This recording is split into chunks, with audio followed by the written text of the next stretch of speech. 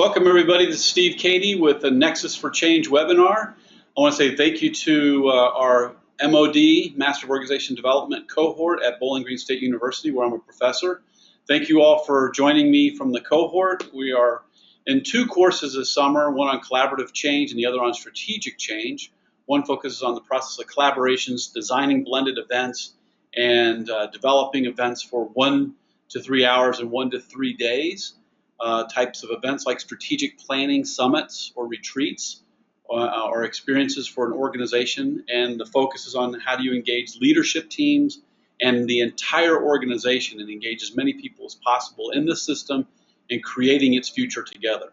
And then Joe's class, Joe Matthews with Strategic Change, is focusing on how do you roll that into strategy? How do you take strategy and roll that into actions? How do you roll that into project management? How do you roll that into implementation and getting things done? So designing strategy and implementing strategy.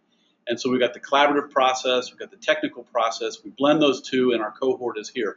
So that's what tonight is about. It's about strategy documents. It's about the tool, the very specific tool in strategy documents that really do a nice job, a concise job of aligning the strategy to measures and actions. That's the key. Strategic planning documents, if crafted well, concisely crafted, collaboratively crafted, they can lead to real transformation in an organization. They can serve as a simple tool for helping everybody move together. And it's the underlying process of collaboration that can help make it something that everybody owns, doesn't buy. There's that whole notion of owning versus buying. If you're going to buy something, it's I create it, I present it to you, and you can throw darts at it, you can critique it, you can challenge it, and you are essentially deciding if you're going to buy it. It's kind of like a backseat driver. And that's sometimes how strategic plans are created. They're created with everybody in the organization being the backseat driver, and someone walks out and says, bang, here it is, and throw your darts at it, throw your rocks at it, throw your tomatoes at it, throw whatever you want at it. Now flip that and think about the collaborative process. Think about the notion that people support and defend that which they help to create. Let me say that again. People support and defend that which they help to create. That is all about ownership. That is all about co-creation. That is all about the fundamental element of organization development, which is engaging the wisdom and expertise of the people in the system and creating themselves anew, creating their future together and taking action together on it. Now, that's not as easy as it sounds to say, right? A lot of you know this. It's a lot of work. A lot of people just want to be told what to do. A lot of people want to just give us what to do and we'll do it. Well, essentially, they still want to be backseat drivers.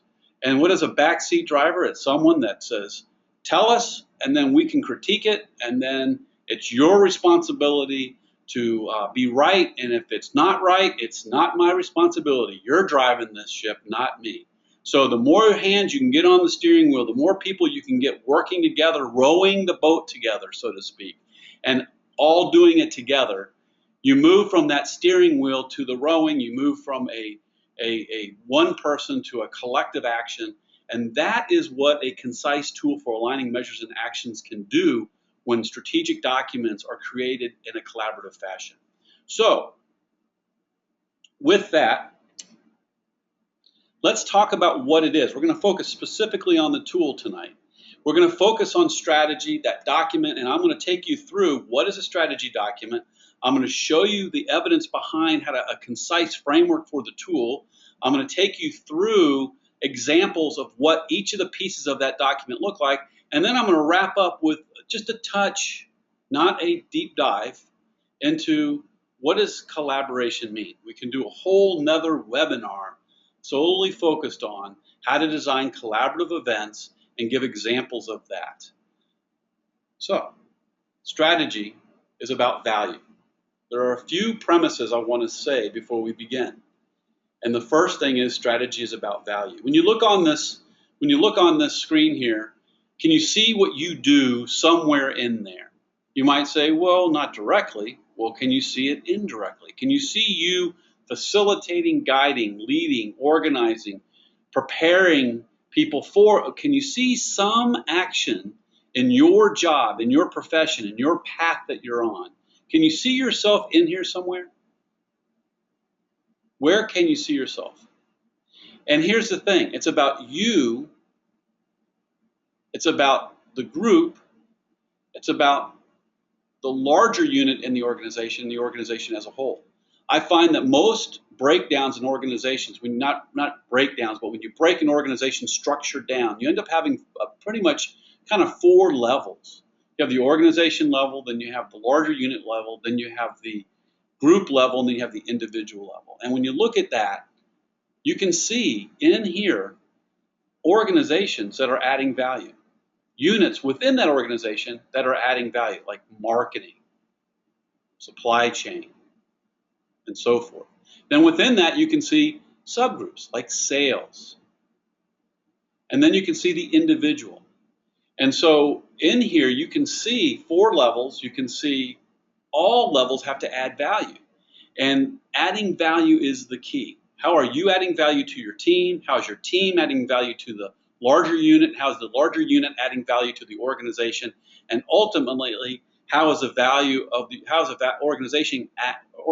organization adding value to the person that is buying the service? And in every single case, when an organization is delivering something, somebody is buying something of value. However you frame it, there's somebody buying it in one way, shape, or form. And the key thing is to focus first on you. What is your dream job? The D, the big D. What is your dream job? Mark Twain said, the secret of success is making your vocation your vacation. Colin Powell says, there are no secrets to success. What does that mean? It's not really an elusive idea. It's just hard to do sometimes. So the secret isn't hard to figure out. It's actually doing something with it. And that means the secret is find a way to make your vocation your vacation. That's the secret. And once you can understand that secret, making your vocation your vacation, it might be hard to do it, but it's not a secret.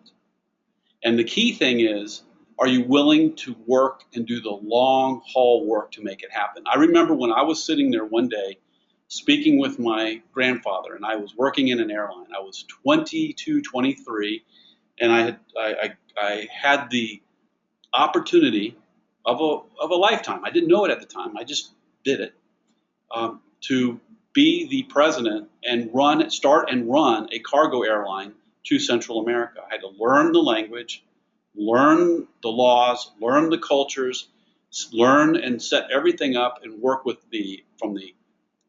all of the pilots to the aircraft, to the maintenance, to the cargo loading, to the sales, put together a mini small cargo airline that flew to Central America.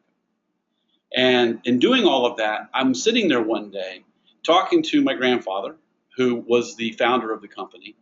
And he said to me, you know what? Javier was the best worker I ever had. And I'm thinking, okay. And he said, see that desk over there? He worked over there. When I came in the morning, and my grandfather came in early, he was there. When I went home at night, he was there. And I thought to myself, am I willing to work that hard in this job, doing this cargo airline type of work? And I thought to myself, nope, I'm not. This doesn't speak to me. This is not what I want to do with my life. This is not something I'm willing to work harder than the guy across the street who loves it. So if you find your passion and you find a way to make your vocation your vacation, you'll be willing to do the hard work to make that happen. And if it's not lined up, the person that has it lined up will work harder than you. So it's better to find something that you love to work and you love the pain of the work. For Kentucky, one of their mottos is this: love the grind. In basketball, it's not all about having fun all the time. You got to love the grind. You got to love the hard work. And so what I think is really important is that we all think about this because when I talk about the 4 levels, you, your team, the larger unit, the whole organization, those 4 levels, you have got to find a way to be living your passion and have it connect to adding value. The team does, the unit does, and the organization does, and that's where strategy is at its core most important. It's about adding value, and it all starts with the person on the front line. It also goes along with anticipation. Strategy is about anticipating where the puck is going to be. When Wayne Gretzky was asked, how do you do it? How are you so prolific in your scoring? How is it that you when a Hall of Fame hockey player already before you retire? How is it that you do that? And he says, I skate to where the puck is going to be, not where it is. And too often, when you watch some kids in sports, young kids, they just chase the ball around. But it's the smart ones that move away, that anticipate where things are going to be. And the same thing in organizations. It's you in your job anticipating what's down the road, positioning yourself for that. It's you connecting that into your team, the larger unit, and the whole organization. It's the organization looking out, anticipating where the puck is going to be, and setting the conditions to skate to where that is. And leadership is the linchpin. Leadership teams have got to create the conditions with their leader in the organization to use the right strategic planning tools, concise tools that actually work. I can't tell you how often I've walked in the room and looked at a mission statement and a vision statement in a room, and I'm doing strategic work with a group. And I literally will pull the mission and vision in front of the room, and I'll say, take a look at these. Tell me 2 things. Tell me how these 2 concepts, the mission and the vision, tell me how they're different. And the room will struggle. In the mission will be mission words, there'll be goals, there'll be some values, then the vision will look the same, and it'll be a long, convoluted statement, and they'll be overlapping, and they won't be able to tell the difference. And the second question I'll ask is, tell me how it can guide you in making critical, prioritized decisions that you can hold people accountable, you can hold teams accountable, you can hold units accountable, and you can hold the whole organization accountable to. And they can. Now, the really great designed strategic planning documents and strategy statements, they do just that. And leadership teams are the key to getting the tools and concepts and the right strategic planning tools and concepts connected to the organization and leading the organization with that concise set of tools that people can utilize practically. And that's exactly what a good strategy document is. And leadership teams give little time to ensuring that their tools are crisp, clean, clear, concise, and user-friendly. So we're looking at a version of Plan, Do, Check, Act. I call it Plan, Execute, Report, Learn. And then in between each, you can see that planning and executing are all about coordinating. Executing and reporting are all about accountability. Reporting and learning are all about reflecting. And learning and planning are all about improving. And so Plan, Do, Check, Act, Plan, Execute, Report, Learn, however you want to say it. I find Plan, Do, Check, Act just to be a little confusing sometimes, so I got P-E-R-L, Pearl. And we are going to focus tonight on coordinating. And coordinating is about how to connect planning to execution. And we're going to talk about strategy, the P in Pearl. So we talked about strategy, and it's about the future. And if you don't know where you're going, any road will get you there. That's from the Cat in the Hat. And here's the thing. If you don't know where you are going, any road will get you there. Some people say that a vision without action is a dream, and action without a vision is lost.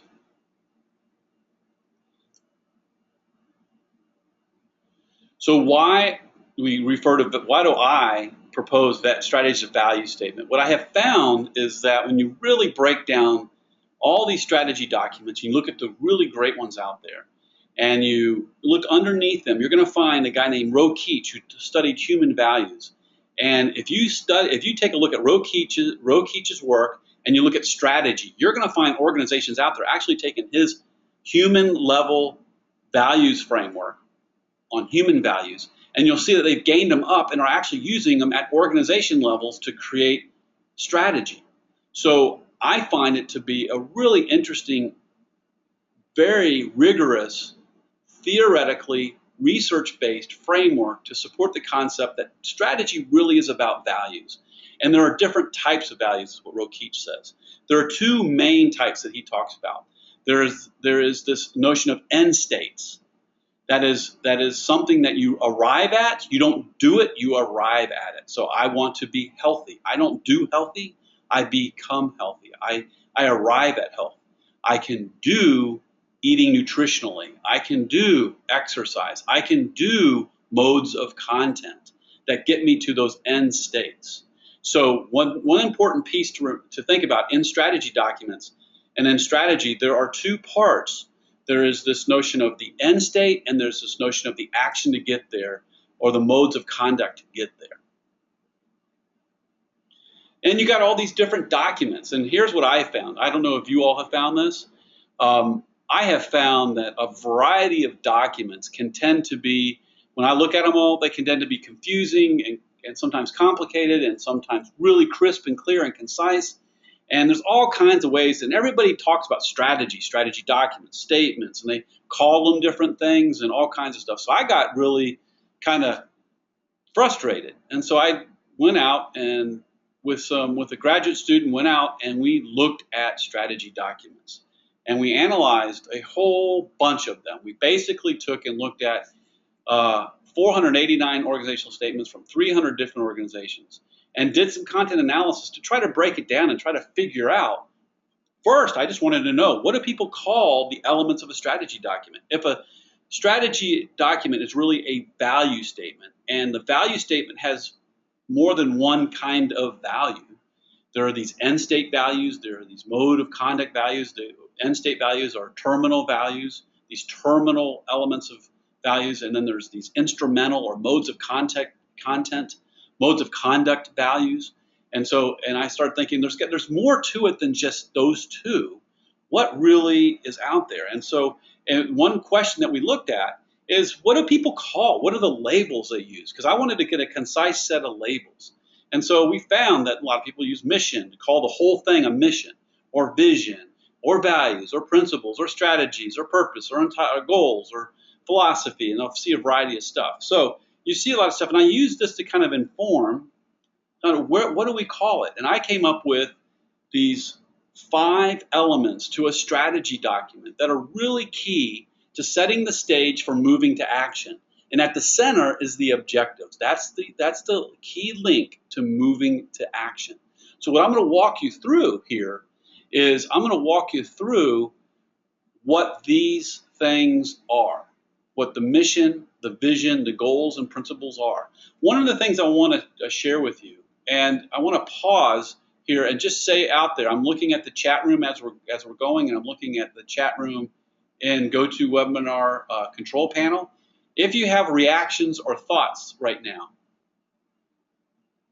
and only 10 people can get into Chatsy right now, so I want to use the chat room over on the right for the GoToMeeting control panel. Post your thoughts over there, any reactions you have, and we'll kind of, if you have questions or comments, I'll share them out loud.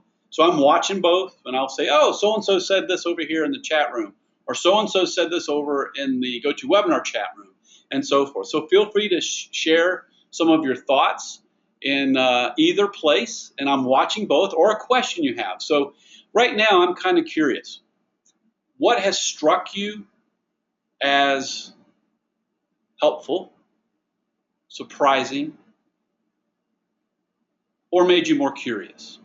What has struck you as helpful, surprising, or has made you more curious? So in the chat room, if you could throw a couple of those, some of your thoughts up there, I'd really appreciate it. Love to share that. The article, someone mentioned they were very interested in reading the article, and you'll be able to get access to that. Following tonight, it'll go out onto LinkedIn. We'll have a discussion out there on LinkedIn. You can go to the Nexus for Change at LinkedIn, and you can find the article there. You can also search it. I'll give you the title, and you can search it and take a look at that. So Joe says, it's interesting that you have objectives at the center of the strategy statement. Why is this? That is because the objectives are the key link. Think of it like almost like you're looking at binoculars.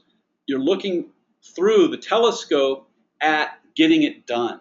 It's out there, kind of in front, and almost think of the mission, vision, goals, and principles as being right there with you. And then three-dimensionally, you're looking down the sight of the gun, and you're looking at the actions. You know, line of sight, Joe, as you often say. So objectives are all about moving to action, all about being in the line of sight. And you need to be focused on that. And that's why it's at the center, and that's why it's right there at the core of the statement. Because without that, it's just a dream. Mission, vision, goals, and principles are just a dream without objectives. And objectives without the stuff around it is lost. So that's why. It's a very distinct, unique feature compared to the mission, the vision, the goals, and the principles. And so I'm still looking for some other thoughts out there. Brian says, how many of the strategy documents were the product of one of the big consulting firms, McKinsey, KPMG, et al.? And how did those compare to what you are finding to be the key elements? Well, that data was not provided in the or available for that type of analysis. I think it would be interesting to look at who created the documents. All I did was I got my hands on those documents and analyzed them. I wasn't worried about how they made them, who made them. I just looked at them. I didn't even look at other features of the organization. I was purely looking at the framework because I was most interested in what you're looking at right here. I wanted to create a very concise tool that could lend itself to a concise application and be easy for others to utilize. And here's the thing. Mission, vision, goals, principles, and objectives, those 5 things, you can change the titles of those. You could say, you know what I want to call mission? Far-reaching thing. You could call, you know what I want to call the vision and aspiration. I want to call our goals targets. And I want to call our principles core values. I'm fine with that because the labels of the 5 concepts here, you can change them up. What's most important is the definition of each has to be very discriminate in its definition, in its construct development. Discriminate validity means I can tell the difference between a mission, a vision, a goal, and a principle, and the objectives. I understand that they are unique and distinct, and if I asked you all, tell me what's the difference between a mission and a vision right now? Anybody want to answer that in the chat room?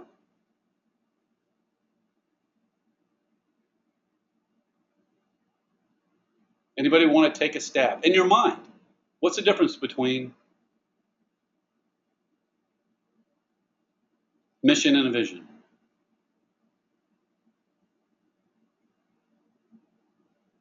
So Stacy says, vision is where you're going, mission is how you're getting there. So Stacy, bear with me. I'm going to be kind of a stickler if you're okay with me challenging or just kind of pushing. So vision is where you're going. I have no idea what to write. So is that okay, we're going over there, and the mission is our project plan for getting there. It's a detailed project plan. So you follow, Stacy? So Stacy, are you saying that a mission is my detailed plan of how I'm going to get there? So Stacy, when you said I do, what does that mean?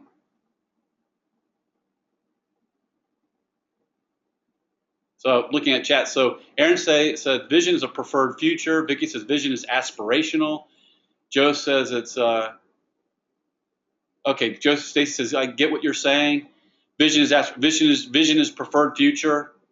And I want to tell you, Vicky, Aaron, I'm so glad that you're saying this. Thank you for putting it out there, and please bear with me. My job right now tonight is I'm on a mission to add value to you, and I am focused on helping you have a tool that you can use, and that you walk away better able to do this. Everything you all are saying is hard for me to understand. If I was in an organization, I would not know what you were telling me to write. I would not know what I need to be working with in my group. I'd be lost. A preferred future, I'm not sure what that means. Okay, so I prefer a future. What qualify? So a mission could be my preferred future along with a vision. So they're both looking at so I'm not sure what that is. So, and Stacy, I'm trying to think about what I mean exactly. Right, that's the tough thing. And I'm telling you, I struggled with it as well. So each of these need to be well defined. That's why I'm saying the definition is really important. I picked the labels because of the research. Kind of saying, I saw mission, vision, goals, and principles, and I saw objectives. I saw these words used, and I wanted to pick 5 concepts because I found that all the strategy statements had 5 concepts that were at the core of these statements, of these strategy documents. And I wanted to make sure that these 5 things were definitely different. Discriminating between them was easy for the person to do. And I don't think I could do that with what you all are saying. So I'm hoping to give you the language and the tool, and I recommend use these labels, but I walk into an organization and sometimes they say, I want to call it this. I'm fine. I've had an organization, I'll show you, they actually called the mission purpose. I was like, it's fine. But I made sure that the definition of what is a mission stayed the same in terms of what I knew it was. And I'm a stickler. I hold the definitions very close, and I protect those because that's my job in helping them create strong strategy statements. The people I'm working with, they're not experts in creating strategy documents. They're experts in their field of work. So I need to create something that's user-friendly by maybe changing the labels to be helpful, but I don't compromise on the definitions, because if I compromise on the definitions, it just mucks the whole thing up. So good comments out there. I think you all are saying some really good things. So with that, let's walk through and let me show you what these things are and how how they're unique and how you can help facilitate a group to that. But the first thing, before you worry about collaboratively facilitating a group to this, I want to make sure you understand what each of these are and what they look like. So a mission: to create a passion for learning that will sustain students for a lifetime. We turn donations into good jobs, good homes, and good neighborhoods.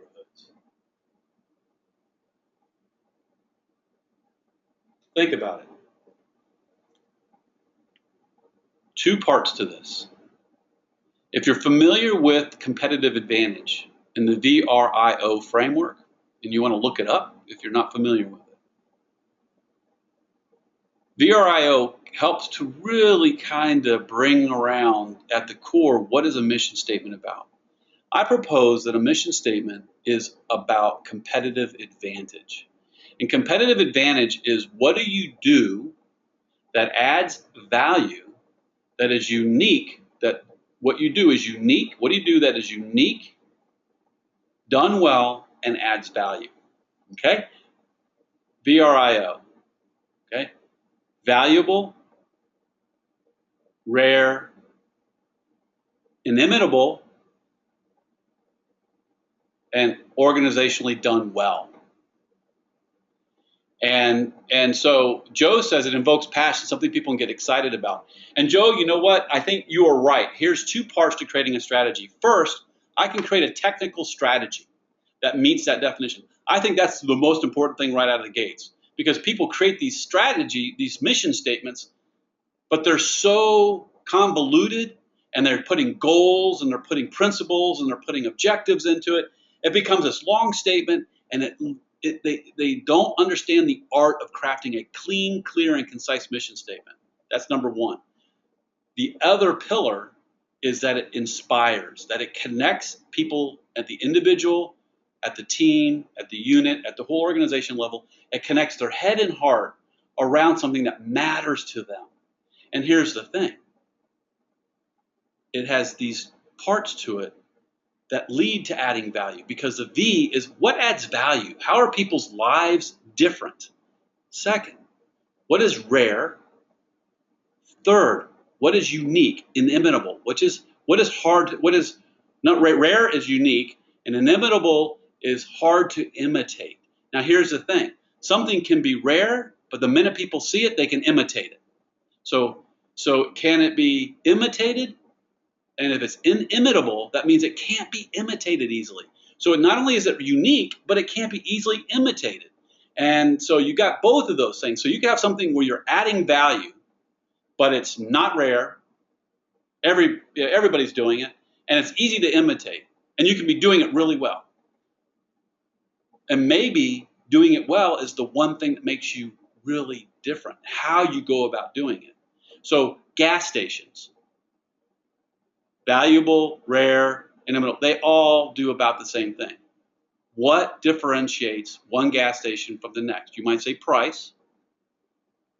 You might say service and the quality of the experience that you have. So it's doing it organizationally well, delivering it really well. Phone companies, when they do surveys of customers to ask them, what's the one thing that makes us different than the other phone cellular companies? A lot of times they'll be talking about service. They'll talk about the delivery of the service and how organizational, operationally well it is. Maybe that's the competitive advantage. So you look at the mission statement here. What do you see in here in terms of the two key pieces? Two key pieces, the core action and the core result that adds value.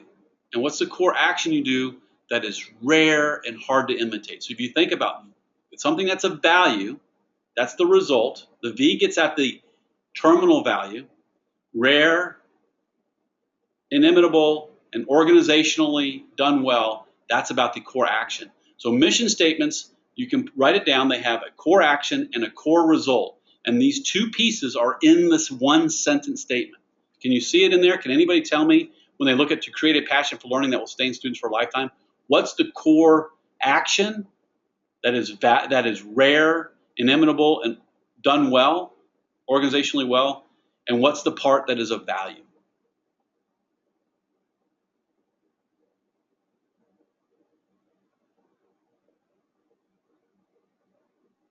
Yeah, and so I'd love to hear somebody tell me, break this statement down and tell me where you see it.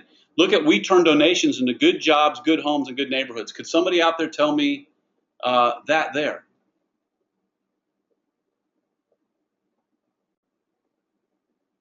And I'm looking in the questions thing, and I see a bunch of stuff. Let's see. Kim Bark says the mission is a big picture. Mission is purpose, and vision is how to get there. Lori says, if my mission is to save lives, the vision is all drivers are arriving at their destination alive. So you're getting close. This is hard without context, easier with an example. Great. So Lori, got the two examples here. Tell me which part of these two is the core action and what's the core result. Because you could break mission statements into the core action and the core result. And there's two components and you're making one sentence. Can someone tell me that?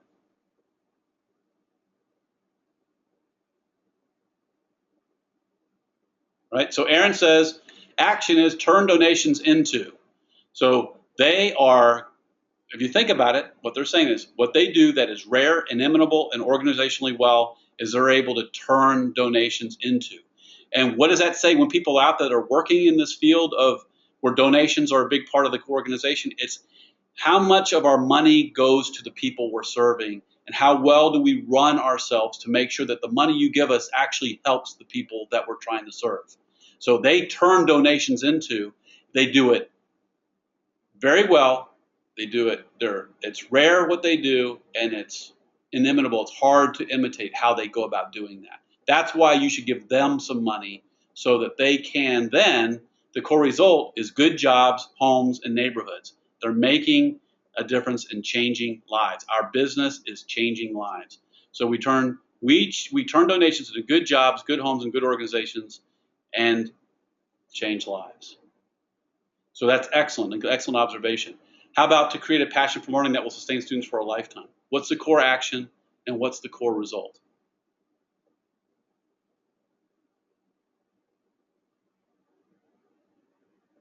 Stacy says action is create passion for learning. And that's what you got. They're good at creating a passion for learning and that will sustain their students for a lifetime. You see the core action, you see the core result, and you see how it connects to VRIO.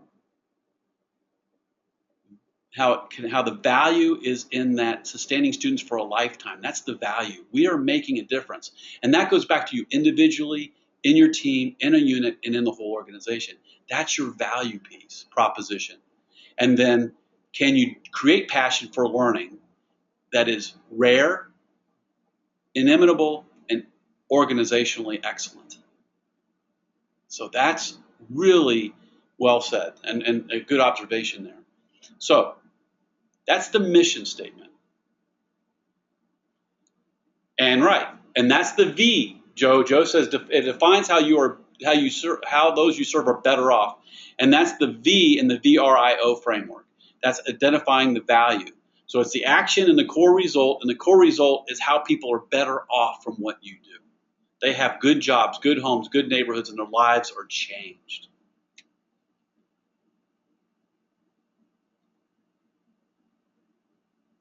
Vision. This is different. How is a vision different from a mission? I have literally walked into, I was working, this was a long, long time ago, so I think I can talk about this example and not be bad-mouthing anybody because it's so old and so long ago that this happened. And I was working with the Children's Trust Fund in Michigan and doing strategic planning with them. They had their mission and vision. I took it and walked it up to the front of the room and sat them side by side, and I asked the room, tell me, what's the difference between the two? They couldn't. I asked them, tell me, how does this guide your actions? How does this guide your decisions? And how does this help you prioritize? Couldn't talk about it. They couldn't do it. So they basically are good for sitting on a wall or on a shelf. So mission we got. Now vision is different. The definition of a vision is how big and best you want to be. So you got the mission, your core action, your core result. The vision is how big and best you want to live that mission. How big. Big is where do you want to take that mission? And best, how do you want to be recognized? And maybe even specifically awarded, rewarded, ranked, or whatever it might be.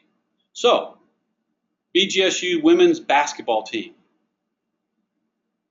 They are a great basketball team. History of doing great basketball. Their vision statement might be to win the MAC championship and make it to the NCAA tournament. Do you see? They're talking about where. What's the where? Does anybody get the where in that one that I just said? Anybody get that? I'm looking around up here in the chat room.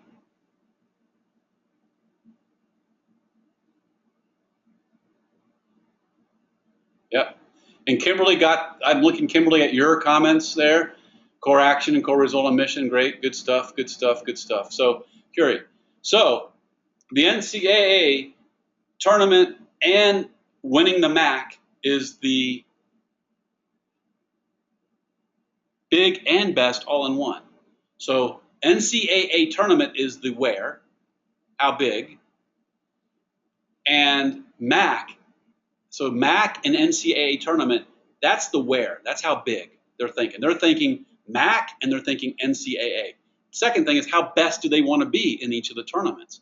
They want to win the MAC and make it to the Sweet 16 in the NCAA. Make it, and maybe just make it to the NCAA. But if they win the MAC, they make it there. So maybe their vision statement is we are going to win the MAC and make it to the Sweet 16 or the Elite 8. Something like that. That's a vision statement. You see here, the world leader in aquatic animal reproduction. Where? World. How best do they want to be? The leader. I'm working on a book, and one of the chapters is A versus the. Vision statements, when you get a team of people discussing their vision statement, they will debate A versus the for sometimes 2 to 3 hours. Anybody want to take a guess what they're debating when they debate A versus the? I'm looking in the chat room out there. Looking out there.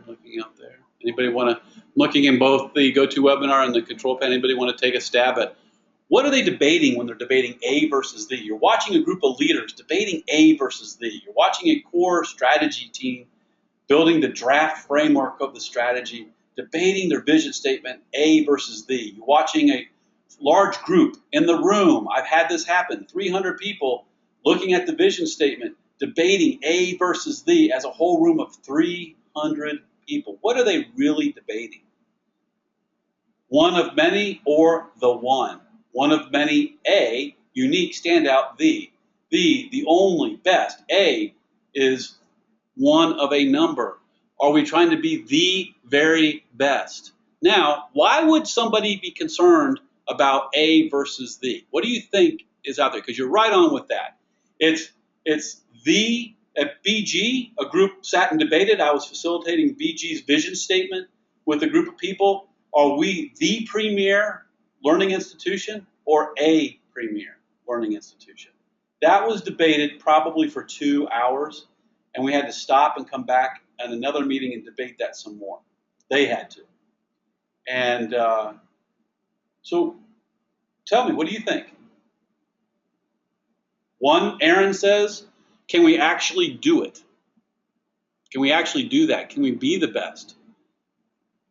If they think they can overcome the competition, if they think they can, so Aaron says, can they actually do it? Lori says, can they actually overcome the competition? So Joe says, so the Ohio State University with a smiley face. So one concern is, can we really do it? If we're going to be the best, can we really do it? I've seen people talk about that. I believe one of the rental car companies had something where we're second. I think they were happy being second. I can't remember what that was. And Jim says there might be many ways of measuring the best. Correct. I can tell you, if you want to win the MAC, that's measurable, and there's only one way to measure it. So sometimes it's not as definitive as that. There might be a lot of different ways of measuring it, but it's getting clear about what is the world leader, because it doesn't say, how do you measure the world leader? Lots of ways to get at that measurement. The point is, how best do you want to be, and where do you want to take that mission? So do you all see, I hope you all are seeing, that mission is what you do and how it adds value. Then the next question, you say, great, now where do you want to take it? Do you want to do it in your neighborhood? Do you want to do it in the state? Do you want to do it in the region? Do you want to do it in the country? Are you global? Are you taking the mission global? And then the second question is, how best do you want to be? Some industries, it's real easy, like basketball, win the MAC, win the NCAA. For others, it's not as easy to say that in a very measurable way. But there is a way to talk about how best do you want to be? How do you want to be recognized? And sometimes it's not about being called the best. Maybe it's the most trusted. Maybe it is the most sought after. Maybe it is, the go-to hospital in the region for hearts.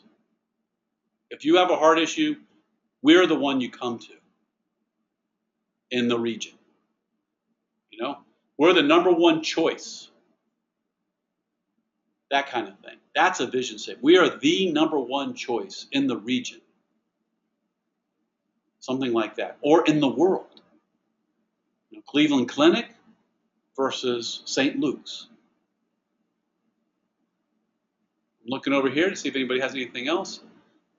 The mindset that inspires. Enterprise Rent-A-Car's vision is to be the best, not the biggest. There you go. All right. Joe says, Steve, you and I have seen organizations who hesitated to say where due to its limitations. Correct. Some companies might avoid, and we'll be talking about this in here in an example. Sometimes where you're going to, like world or regional, sometimes there's some limitations, legal limitations. Maybe they can only be in Ohio, but they're waiting but they want to try to serve the other states nearby, but there's some legal issues or might be some other limitations. So sometimes that comes into play. So sometimes you don't always get to say the where clearly, but somehow you can imply it. So that is sometimes something that comes up in some unique situations, and I'll talk about that in a minute. So time is flying. So I just want you all to know that I'm noticing the time, and we are gonna stop as close to the hour as possible, and I might go 5, 7, 8 minutes over. But we're making good progress here. So we got the mission, we got the vision, we talked about the two. Mission, core action, core result. Vision, big and best. Big, where, best, level of achievement, recognition, that kind of thing. Built to last. Here's the interesting thing. Great book, classic, 1992. Go get it if you don't have it and read that sucker. It is really good. They looked at organizations that lasted for a long time, and they looked at companies that lasted, and if you invested $1 in them, visionary dollars for $1 for a $1 investment ended up being worth $16 as opposed to $1 being worth somewhere around $2 to $3 by 1990. So how is it that some companies that were still around, both comparison companies versus visionary companies, what was the difference between these companies that were still around after a long time, those that had this amazing return versus those that didn't? And they compared companies like rental car companies, the two rental car companies, two pharmaceutical companies, to this, to that, in the comparison to the visionary companies, and look for differences. Here's one of the things that they found. First, if you invested, you would end up with 54 years later, $23,000 for your $1 investment, as opposed to $2,671. Second, meaning is important. What was the difference between this 2,600 and 23,000 in terms of the mission statements? Meaning is important. Defining value that connects the individual to their team, to their unit, to the whole organization. Finding a way to connect that person and that organization to what adds value. And what's interesting is those companies that defined profit as their mission were no longer around. So it is very important to be clear about the value you're adding. I was in a backroom strategy session with the executive board for a company that shall remain nameless. And in the backroom discussion with this executive group, I was asked to weigh in and help them look at their mission statement. Their mission statement essentially said to maximize shareholder wealth. I sat there with them and I said, based on this, you are going to be bankrupt and you are going to have some serious problems down the road. A couple of people in the room almost chased me out of there because they did not like, because they were committed to this idea of adding value to shareholders. I think of it like this. How are you adding value to the people that you're serving? And in so doing, you will add value to your shareholders. It's the vacation vocation. Make sure that you're adding value so that you can maximize shareholder wealth. They got it backwards. They're trying to they're trying to focus on maximizing shareholder wealth. Well, the best way to maximize shareholder wealth, if you're not clear about the value, the VRIO, and if you don't have a mission that connects people meaningfully at the individual, team, or unit, organization level, if you don't have that, you end up with cost-cutting measures. You end up with focus on quantity over quality. You focus on short-term wins. You focus on getting the money in, getting the golden parachute payout, getting people start talking about just get their value for themselves, get to work, get home, get their money, get whatever they can get out of the company, squeeze the blood out of the turnip. And that's what happens in companies and organizations that define themselves in terms of maximizing profit. And that's what this Built to Last found out. And Joe says Built to Last was the forerunner of Good to Great, and you're right, and that's another great book. And then there's others that are on top of that. So imagine let me bring it home to you, okay? Your grandma, your daughter, your niece, your nephew, this person that you care about is sick. You walk into the emergency room, their life is on the line. You're worried about if they're going to make it another few days. Maybe they got the flu and they can't breathe. You walk into that hospital lobby, and up on the wall, it says, our mission is to maximize profit. What are you going to do? I know what I'm going to do.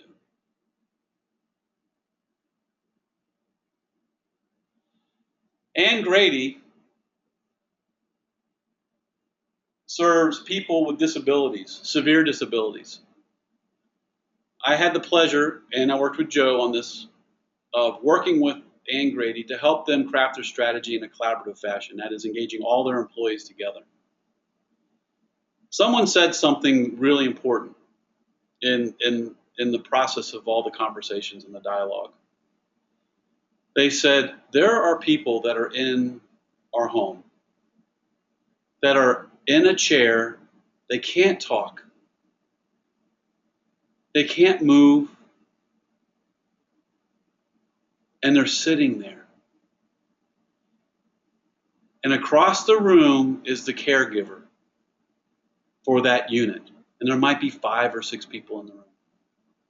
That person is sitting there reading a magazine for an hour, looking down, never looking up.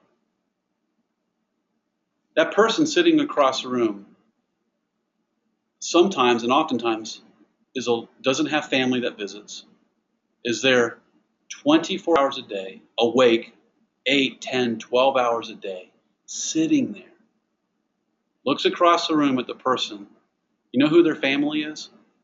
It's that person looking down at the magazine, playing whatever game they might be playing, crossword, whatever it might be. That's their family.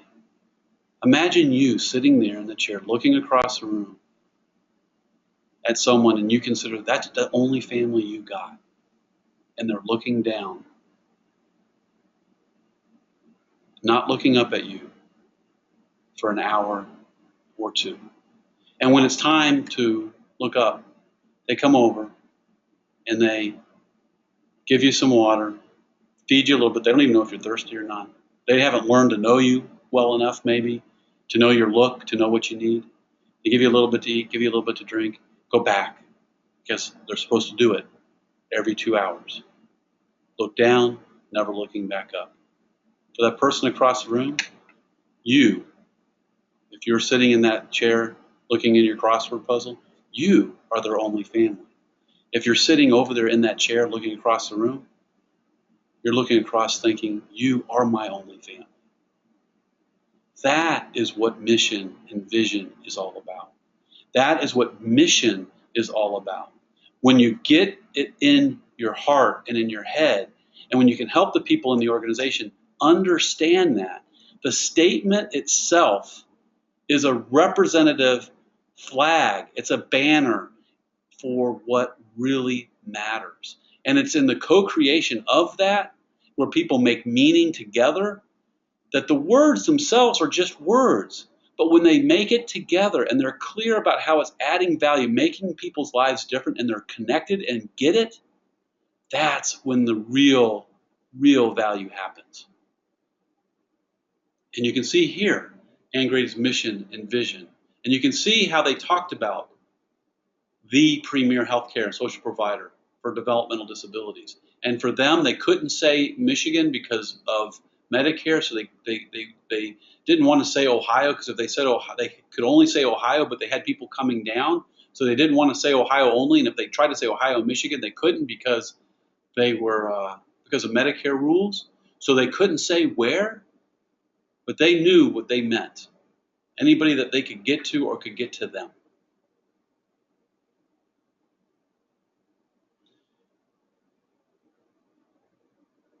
So, do you all have a great example of a mission and vision? I'd love to see one that you've created that you feel connects. So now we got mission and vision. Now next is goals. Goals are targets, broad targets that we're aiming to achieve. And it breaks down the mission, the end result. They are the sub-targets underneath that end result of the mission statement. They are not measurable directly. They're not listed as measures. They're listed as broad targets. I want to be healthy, wealthy, wise. Those are my goals. Healthy, wealthy, wise. Okay, look at the balanced scorecard around organizational learning, employee satisfaction, workplace of choice, quality work, those kinds of things. They are broader, yet they have their own unique features, and together they are a subset under the broad result of the mission statement. And I'm going to go a little bit faster because it's time to wrap up, but we're getting close.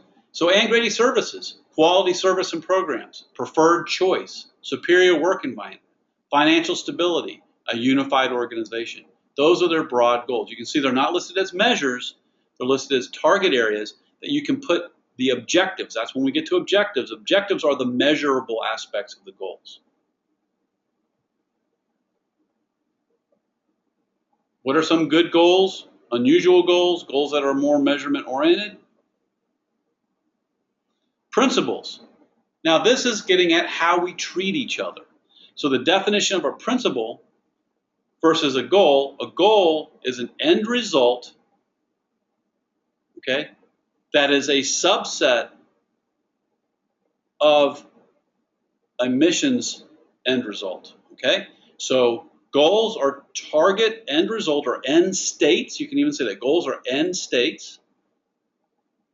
Principles are modes of conduct. Now getting at specific behaviors and how we do our work and how we work with each other.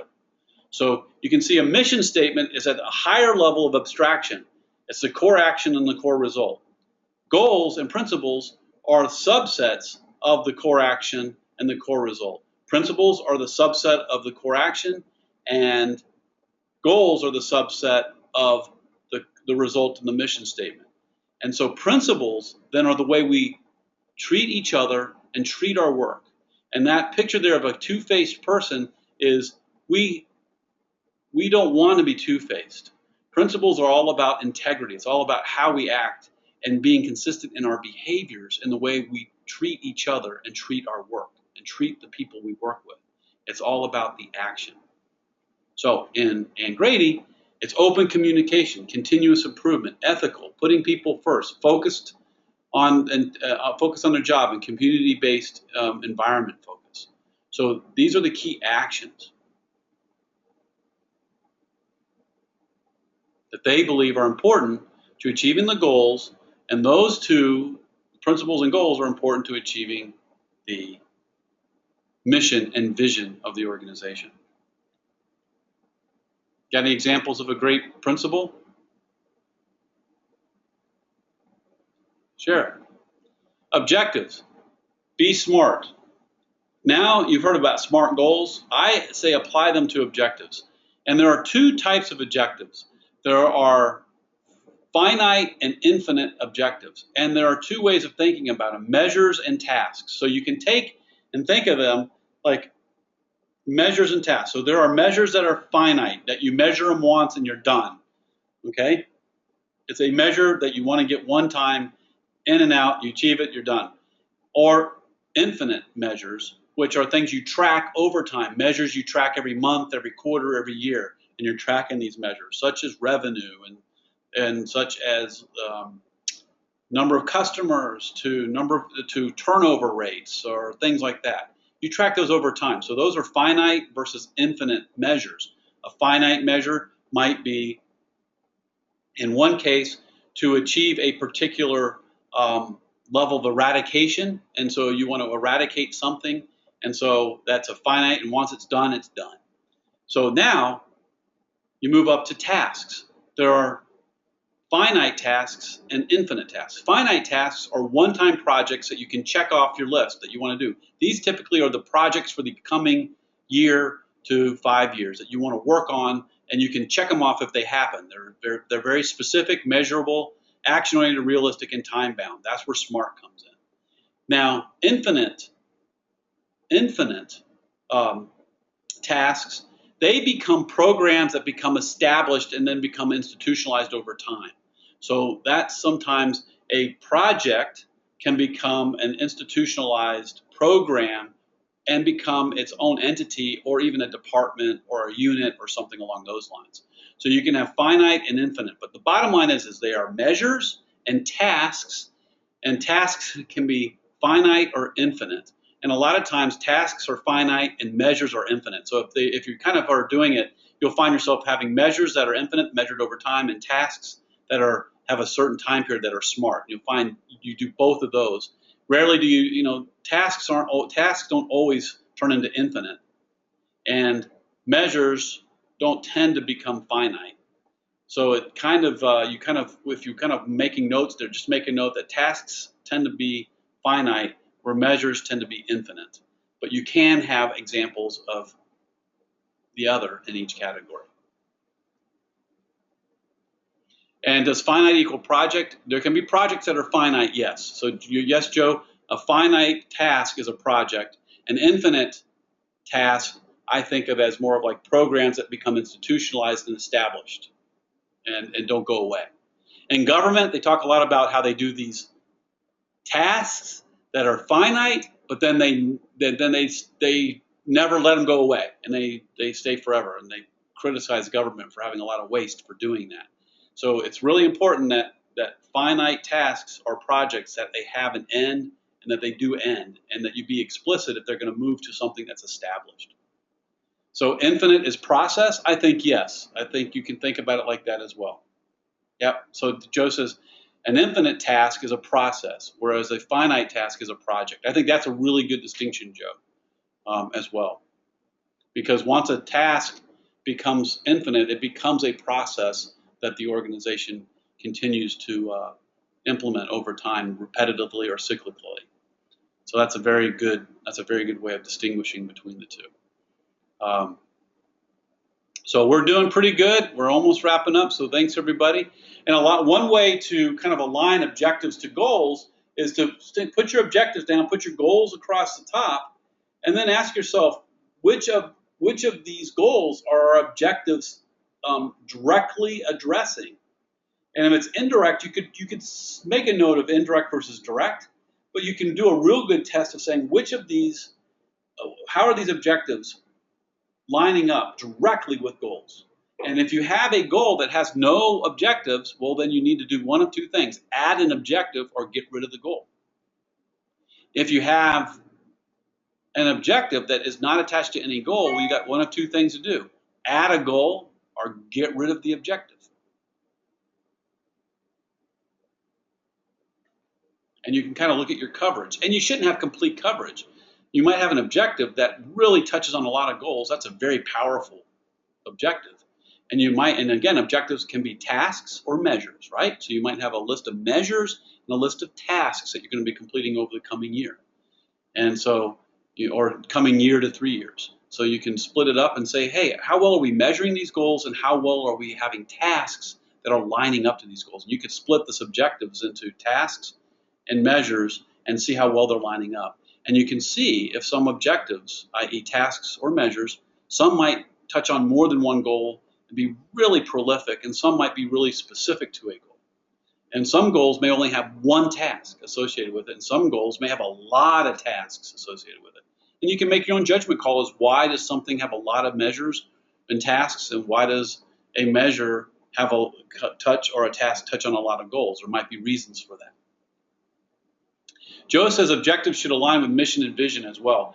And yes, they should. Here's the interesting thing, Joe. What I have found is that I tend to bring the goal in. I think you can put mission and vision there. The thing is that every single objective and measure should be supporting the mission and vision. The key thing is how are they uniquely lined up with the goals? So it's almost like if you had the mission and vision, you should be able to have an X all the way down for the mission and vision, because they should all be supporting that in some unique fashion, because again, the goals are a subset of that, you know? So I think it's okay to put them in there and just as a conscious check, hey, how is this objective? How is this measure line? How is this supporting our mission? How is this task supporting our mission? How is this measure supporting our vision? How is this task supporting our vision? Just ask that question, and it should be doing it very explicitly through one or more of the goals. So I think that's a really good point, Joe, that you brought up. So anybody have some examples they want to share? That would be great. And I'm just kind of looking to see.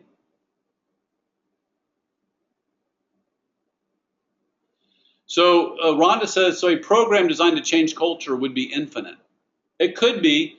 I think when I was working with ConAgra, they had what's called One ConAgra One or One ConAgra, and it was a culture change initiative. And it did have an end to it. The goal was to shift the culture. So it was a longer term program, and it was a culture change. But the intention was to change the culture, and probably at some point, One ConAgra went away, and they had another type of culture refreshing or culture regenerating or culture renewing kind of theme or focus. So they focus on another aspect of the culture. So I do think that programs can tend to be longer term and may feel infinite, but they probably will have a finite nature to them, just because they need to kind of keep things fresh and have something else come in, and just keep focused on that. The platinum rule, Kimberly says, is a great example of a principle to treat others as they want to be treated. Gotcha. And this was a great session. Thanks for having an evening one, says Kimberly. You're welcome, Emily. So we're getting close. Thanks for being patient with me. I just want to make sure I do one last thing, talking about collaboration, the collaborative process, and I'm just going to go briefly through this because we've talked about the tool. Accounting at Daimler Chrysler used a collaborative process. I worked with them. They were partially unionized, and so half were union, half were non-union. And as I said, our department touches about every aspect of the business. And Take Me Out to the Ball Game was the theme for the initiative to engage all the employees around creating a new strategy for the accounting. And this was the moment when everybody in the room said, this is our mission, this is our vision, and these are our goals, and these are our principles. In a collaborative event, you focus on getting everybody to agree on those four things, and then you work on the objectives, the specific actions, the actionable tasks and measures to line up to that. You work on that next. So focus first on the mission, vision, goals, and principles, get some clarity around that, and then move to the actioning. And this was the moment when everybody in the room was saying, yep, I'm on board. They tweaked it, they worked together, and they came up with that for their accounting department. Their mission, which they called a purpose statement, the mission was to provide integrity-driven, reliable financial data that delights and exceeds customer expectations, to be recognized as state-of-the-art in the whole company. And what's interesting is by the time they were done with this, 1 year later, two things happened. One, they rewrote the union contract to include performance as an element of evaluation for merit and pay. It was the only contract in all of Chrysler, Daimler Chrysler Motors or Financial. It was the only in all of the whole organization that had that provision, and it came from the employees because they collaboratively agreed that was important to them. Second thing is they had more people in middle management win the President's Award for leadership in their unit than anybody else. So how do you create these events? We're going to have to hold on to this for another time. I'll put it out there how to create and how we talk about events. But essentially, as you think about a collaborative strategic planning event, there's 4 phases. You got to anticipate and you got to leverage. And then in the center is that event. You got the before, during, and after. And essentially, the process that I advocate is you get your leaders involved, You get your leader involved, you get your leadership team involved, you get a design team from the organization involved in creating a strategic planning event that engages them, and together you put together a process whereby a strategic plan is iteratively created with each other between leadership team, and whole organization, and iteratively through a strategic planning event, and before that event and after that event, things are done so that together they create a strategy that moves to creating objectives that they prioritize, and then they create teams around those tasks that they agree to go after. And you'll be surprised that people, if you ask them to volunteer, they will volunteer like crazy to help make those tasks happen, more so than I've ever seen, because people support and defend that which they help to create.